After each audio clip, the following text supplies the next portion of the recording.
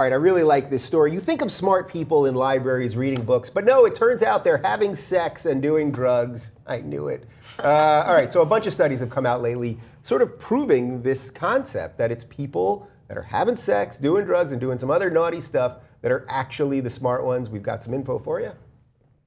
In a study published in Personality and Individual Differences, researchers looked at a sample of over 20,000 people. That's a good number. They found that people with high IQs went to bed about 30 minutes later, so they're staying up each night.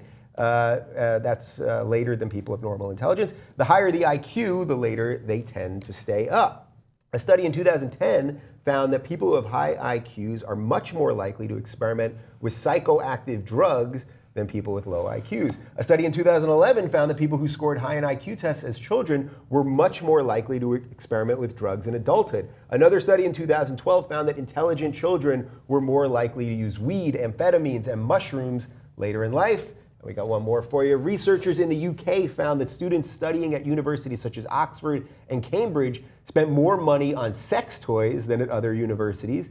Other research found that the more prestigious the university, the more students were having sex. These studies have sparked speculation that high intelligence might be correlated with an increased sex drive. Okay, so we do a lot about sex and drugs here. I'm not pushing sex and drugs on anyone, but I do think there's something interesting here, something about perhaps that experimentation is more important than sitting at a book and learning everything. So is that the main takeaway here?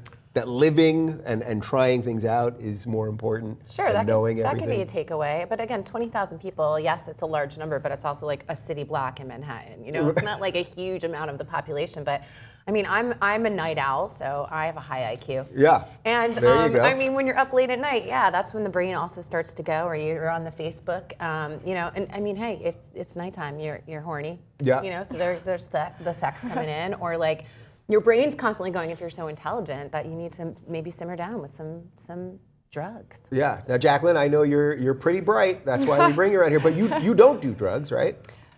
No. I put you on the spot there. No, honestly, as far as like psychoactive drugs, like no, I honestly haven't. But I've always been curious about it. So maybe I just haven't been in the right place, right time yet. Right. But as far as sleeping thing, 30 minutes, man, I stay up way past most people. Like 4 or 5 a.m. is like going to bed early for me, so I must be like brilliant. But yeah, I mean, as far as like the sex and drugs, I think that like people who are more intelligent might also tend to be more open-minded, and that lends itself to trying new things. Right, so that's what I mean, that there's just this, if you have the spirit in you of experimentation, it just moves your mind. I've done these things. I've smoked weed. I've done mushrooms. Like, I don't want those doors open anymore. I open those doors. People always say to me, like, oh, you want to do some mushrooms? I'm like, I don't need to. If anything, I could close some of those doors at this point. I don't need to open them anymore. But what I think is interesting about this is we always have this debate about politicians. And just this week they found out that Jeb Bush smoked weed, and people were freaking out. And we know that Obama smoked weed and probably did more than that. And I think it's so silly because aren't you supposed to try some? Isn't that what life is about? Trying some of this stuff, not being addicted to it, sex or drugs or whatever it is, but just trying it and then learning from the experience. Live free or die, Dave Rubin. Yeah, live free or die. There you go. But really, isn't that the point of the whole damn thing? Yeah, absolutely. And I feel bad because a lot of people look at drugs and they see, these drug addicts, these like really scary looking people who are like on the verge of death, and just, horrible lifestyles, and they think that that is the face of anyone who uses drugs. Yeah. And then that's stereotypes, which is just not the case because experimenting with something is very different than developing an unhealthy addiction. Yeah. So there's that. If you guys were around someone that was only book smart, really knew, and I'm sure we all have these type of friends that just know everything, right? They read a ton, they got all the papers, they read a lot of books, but they haven't experienced those things.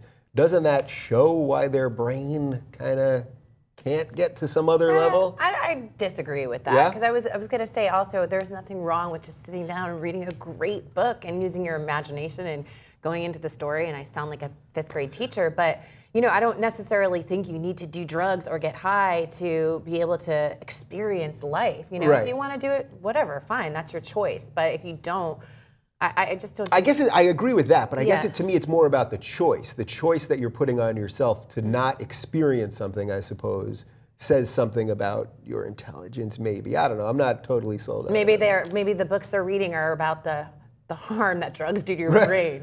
I don't know. Yeah. I mean, This is your brain on drugs. This is your brain on drugs. There you go. Anyway, are you doing drugs? Are you having lots of sex? Drugs are bad. How dumb are you? Let us know in the comments right down below.